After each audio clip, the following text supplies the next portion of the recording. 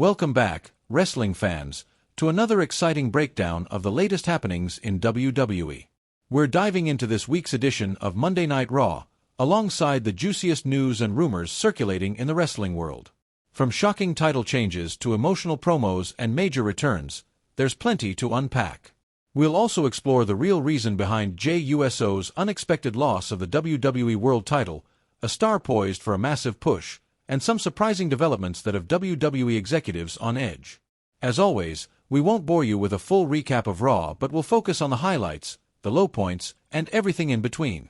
So, let's get started with the good, the bad, and, thankfully, nothing downright ugly from this week's show. Kicking off with the positives, the opening segment of Raw set the tone for an electrifying night. John Cena, the WWE Champion, started the show with his signature heel promo, leaning into his polarizing persona with the confidence only he can muster. Just as the crowd was getting riled up, CM Punk made a dramatic interruption. Punk delivered a fiery, passionate promo that was rich with continuity and motivation, setting the stage for a highly anticipated clash. The buzz is that Punk and Cena are on a collision course for Night of Champions in Saudi Arabia. While some fans speculate this could be a swerve, given uncertainty about Punk's participation in the Saudi event, the chemistry between these two remains undeniable.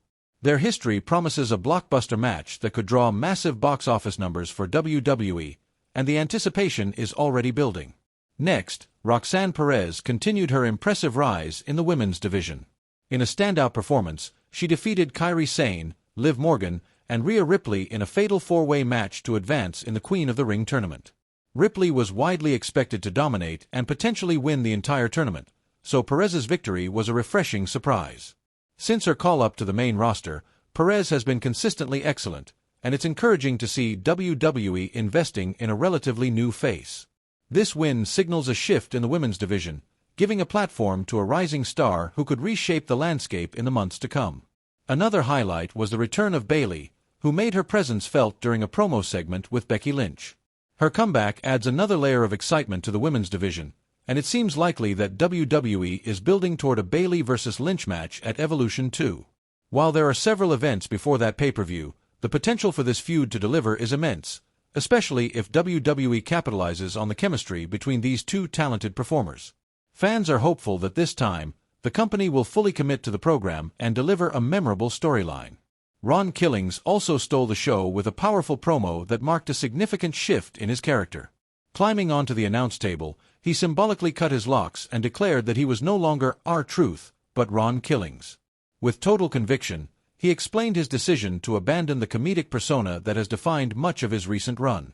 This serious, intense side of Killings was a revelation, showcasing his versatility and potential to shine in a more dramatic role. The promo was a standout moment, and there's even playful speculation about whether Killings might lean into this new persona by lighting up a cigarette in the arena, a nod to his rebellious streak from years past. In the Men's King of the Ring tournament, Sami Zayn advanced in a thrilling qualifier match against Penta, Dominic Mysterio, and Braun Breaker. The stacked bracket, which includes heavyweights like Randy Orton and Cody Rhodes, promises intense competition, but Zayn's performance solidified him as a top contender. The match was a high-energy affair, delivering the kind of action fans expect from such a talented lineup. Zayn's momentum makes him a favorite to potentially claim the crown at Night of Champions, and his journey will be one to watch. LA Knight also got a much-needed fresh start on Raw. After coming up short in the Money in the Bank match, he made a surprise appearance, ambushing Braun Breaker during the King of the Ring qualifier. Reports suggest Knight is set to feud with Seth Rollins leading into Night of Champions, a welcome change for a performer who has felt underutilized in recent months. This new direction could elevate Knight and give him the platform to showcase his charisma and in-ring ability. The return of Nikki Bella was another highlight, setting up what appears to be a marquee matchup against Liv Morgan at Evolution 2. Bella interrupted Morgan during a promo, laying the groundwork for a past versus present storyline that could resonate with fans. The build-up to this match is expected to play on the contrast between Bella's legacy and Morgan's current momentum, making it a compelling narrative as Evolution 2 approaches. Perhaps the most shocking moment of the night came when Gunther defeated Jey Uso clean to capture the WWE World Title for the second time. Expectations were high for either a Money in the Bank cash-in or a dramatic return by Goldberg, but WWE swerved fans with a straightforward, decisive victory for the ring general. This bold move deserves praise for its unpredictability, as it keeps the product fresh and exciting. Gunther's first title reign was criticized for lacking high-profile feuds, but this second run offers a chance to rectify that. With potential matchups against top stars like CM Punk, John Cena, Seth Rollins, and even Roman Reigns, Gunther could deliver a reign that cements his legacy as one of WWE's all-time greats. Moving to the less impressive moments, the ongoing saga between Austin Theory and Grayson Waller continues to drag. On Raw, their backstage bickering was played for laughs, with Becky Lynch passing by as the two engaged in a comedic argument. The constant teasing of a breakup has grown stale, especially when compared to other storylines that have progressed more decisively. For context, Jacob Fatu debuted, joined the Bloodline, and parted ways with the faction in less time than it has taken WWE to resolve this feud. Fans are clamoring for a resolution, potentially with Theory turning babyface, to give both performers a fresh direction. Another disappointment was the handling of women's champion Io Shirai.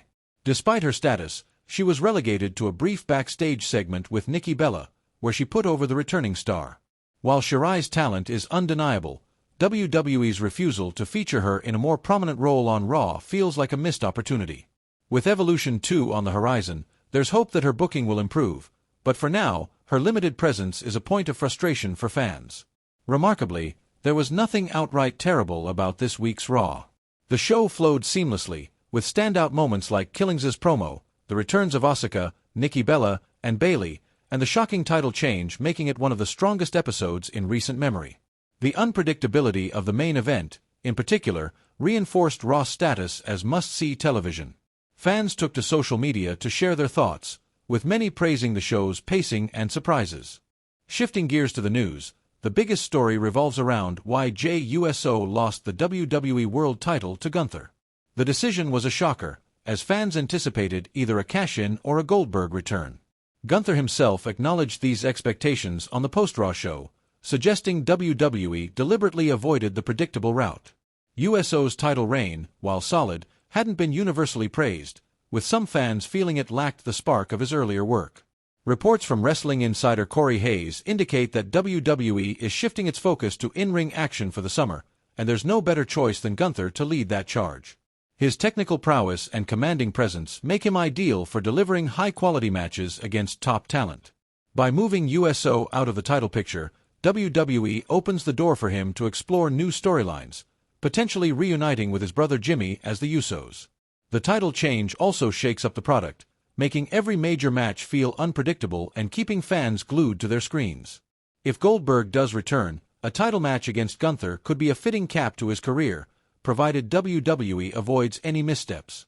Following his loss, Jey Uso delivered a heartfelt promo to the live crowd, introducing his son Jace and reflecting on his journey. He apologized to the fans and his son for coming up short but gave major props to Gunther, calling him one of the best athletes and professionals he's ever faced.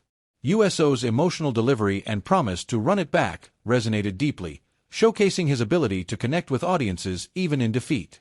This promo was a standout, reinforcing why Uso remains one of WWE's most beloved babyfaces.